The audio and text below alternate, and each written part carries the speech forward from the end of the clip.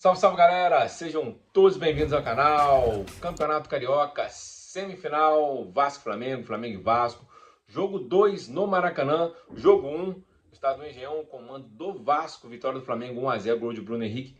Hoje no Maracanã, o Flamengo por ter a melhor campanha da primeira fase, a famosa Taça Guanabara, jogava por dois resultados iguais, ou seja, o Flamengo venceu o primeiro jogo por 1 a 0, hoje poderia perder até por um gol de diferença, que iria a decisão. O Vasco, para ir à final, teria que fazer 2 gols de diferença no Flamengo. Tarefa difícil, mas o Vasco sai na frente do Flamengo ainda no começo do primeiro tempo, com gol de Moreira. O Flamengo empata perto do final do primeiro tempo com Bruno Henrique e vira com Luiz Araújo, que veio do banco no segundo tempo, 2 a 1. Nova vitória do Flamengo sobre o Vasco. Nos últimos 10 jogos, são 8 vitórias do Flamengo e 2 empates. Nos últimos 32 jogos, a coisa fica pior ainda, porque são 19 vitórias do Flamengo, 11 empates e apenas 2 vitórias do Vasco. O Vasco, que já foi o maior rival do Flamengo, vive nesses últimos anos um pesadelo. Nos últimos 25, 26 anos, o Vasco simplesmente vem se evaporando da grandeza que tinha, né? Quem se lembra, quem tem a minha idade, mais velho, final dos anos 90 até ali 2000, o Vasco tinha um melhor elenco de futebol sul-americano assim disparado. Nesse meio tempo, entre 97, 98 até 2000, onde o Vasco vence Libertadores, 2 brasileiros, Mercosul, final de Mundial contra o Real Madrid, né? Não sei como não venceu o Real Madrid. Quem viu os melhores momentos vai ver que o Vasco jogou melhor que o Real Madrid. Em 2 circunstâncias de bola, o Real Madrid acaba virando o jogo e o goleiro do Real Madrid foi o melhor em campo. O Vasco perdeu muitos gols e o Vasco, depois daquele jogo contra o São Caetano na final da Copa João Avelange, que era o Brasileirão de 2000, foi campeão e se apequenou, né? De lá para cá são 4 rebaixamentos, 5 vezes disputando a Série B e apenas um título de expressão, foi a Copa do Brasil de 2011. Campeonato estadual, que é um campeonato que até assim, coincidentemente, o campeonato estadual vem perdendo a força desde ali do meados dos anos 2000, porque desde que o Campeonato Brasileiro começou a ser disputado, né, por pontos corridos, com 38 rodadas, e a Libertadores começou a pegar também o início do ano até o final do ano, e Copa Sul-Americana, Copa do Brasil também sendo disputado o ano inteiro, o Campeonato Estadual perdeu a força, perdeu a relevância que já teve dos anos 2005, 2004 para trás, onde o Campeonato Estadual era muito importante. O Vasco nem no Campeonato Estadual consegue ser competitivo.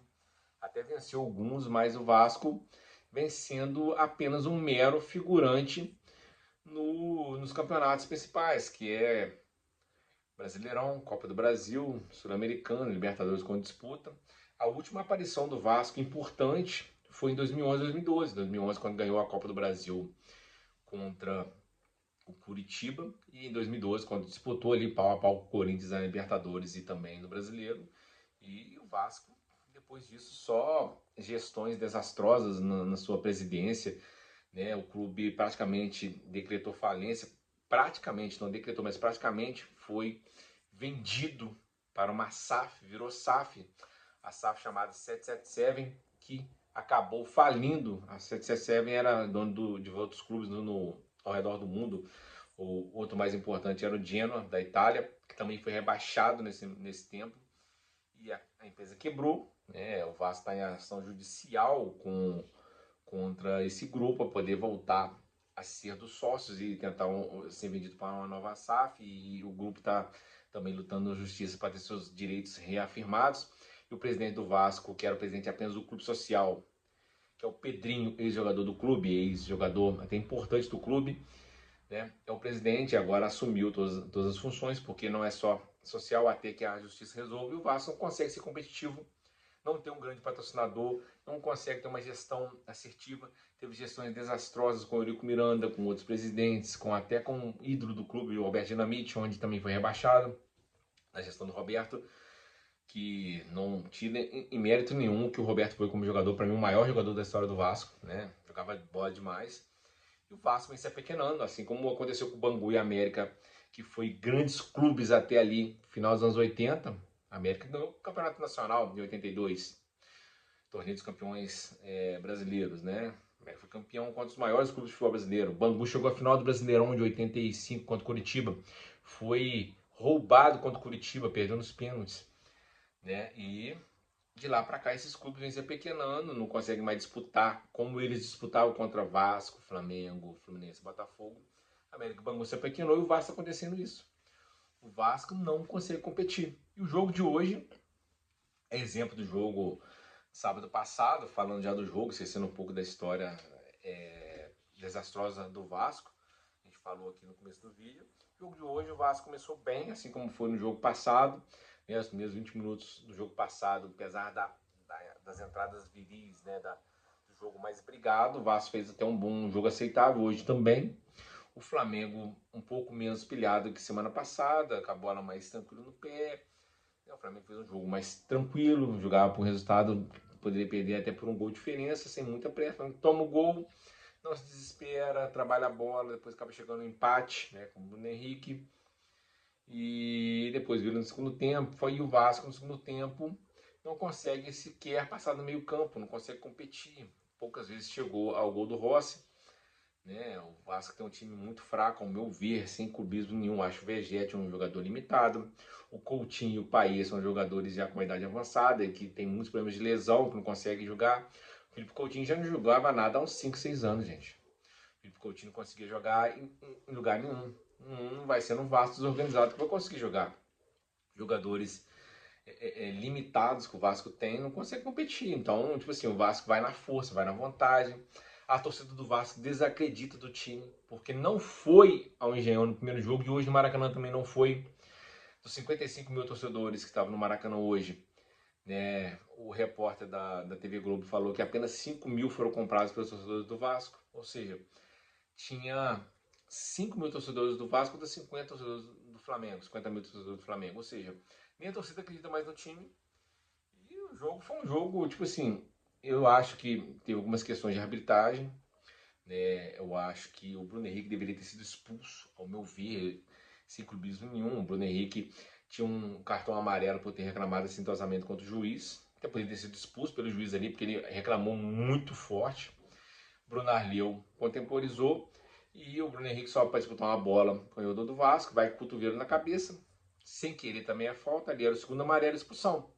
Nesses lances o VAR não pode interferir, porque o VAR só interfere em lance de vermelho direto. E o Bruno Arleu no lance está muito longe, não vê a intensidade do golpe do Bruno Henrique para um amarelo, fica sem um amarelo e pouco depois o Bruno Henrique faz o gol de empate do Flamengo, seu 100º gol camisa do Flamengo, seu 11º gol contra o Vasco em 16 jogos, é o maior carrasco do Vasco nessa era moderna entre os rivais. E o Flamengo cozinha o jogo, né? Luiz Araújo entra no segundo tempo, né? Acaba fazendo um gol após uma bola que o Prata chuta para a grande defesa do goleiro do Vasco, a bola acaba pipocando, sobra para o Luiz Araújo, que dribla 2, chuta no canto, faz 2-1 pro Flamengo. Ali o Vasco já não tinha mais força, o Vasco já estava já nas cordas, porque cansou.